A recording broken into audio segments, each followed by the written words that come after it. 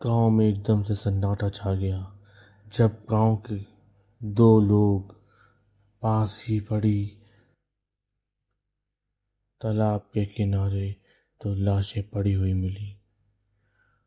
गांव में पूरी तरह सन्नाटा छा गया जब गांव वालों को पता चला कि पास ही तालाब के किनारे दो लाशें कटी पड़ी है। जब गांव वालों ने उन लाशों को देखा तो देखते ही सबके सब डर गए, सबके रोंगटे खड़े हो गए, क्योंकि लाशों को मार के उनके उसके बाद खाया गया था, उनकी आंखें निकाल ली गई थी।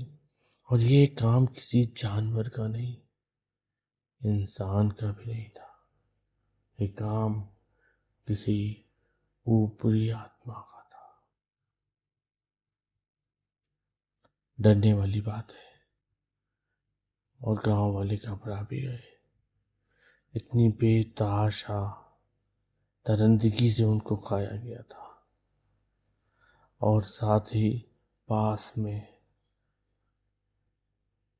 4 पाँव के निशान भी मिले।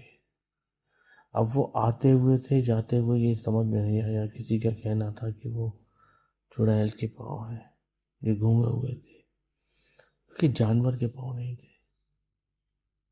और वो गायब हो गए जब मिट्टी सूख गई थी। तो जहाँ मिट्टी गीली थी वहाँ ही वो पैर दिखाई दिए। सभी गांव वाले दहशत में थे। गांव वालों ने कहा, ये तो हम सबने बोला था कि रात में सब लोग एक साथ रहो।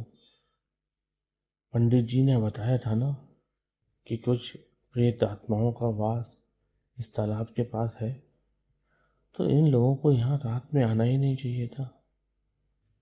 तभी एक गांव वाला बोला, ये आए थे या इन्हें लाया गया था इसके बारे में तो कोई नहीं बता सकता, पर घबराने वाली बात यह है कि हाँ, इन्हें मारा गया है और मार कर खाया गया है। सबसे बड़ी बात यह है कि मार कर खा लिया, वो भी इस तरह, मुझसे तो देखा भी नहीं जा रहा। लोगों ने पूछताछ की कि ये भाई मारे गए हैं या इन्हें लाया गया है। तब तक एक दुकानदार बोला, नहीं साहब, कल तो ये हमारे यहाँ आए थे कुछ खाने पीने का सामान लेके, शायद दारू पीने का प्रोग्राम था। पर दारू यहाँ तालाब के किनारे आके कौन पीता है?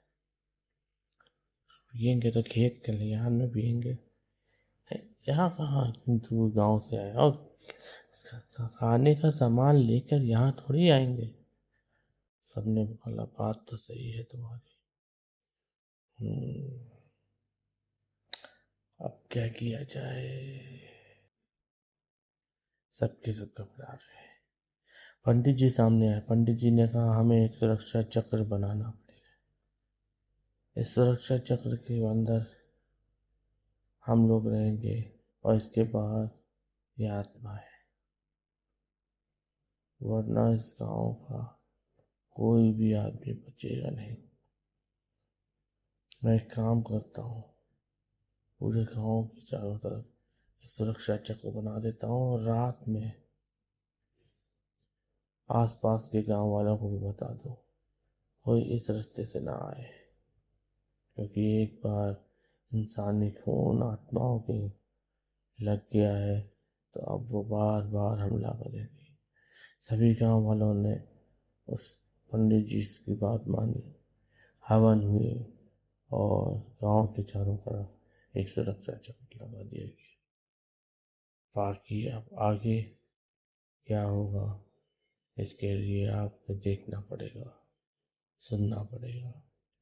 भाग तो तालाब में रहने वाली वो 2 चुड़ैलें।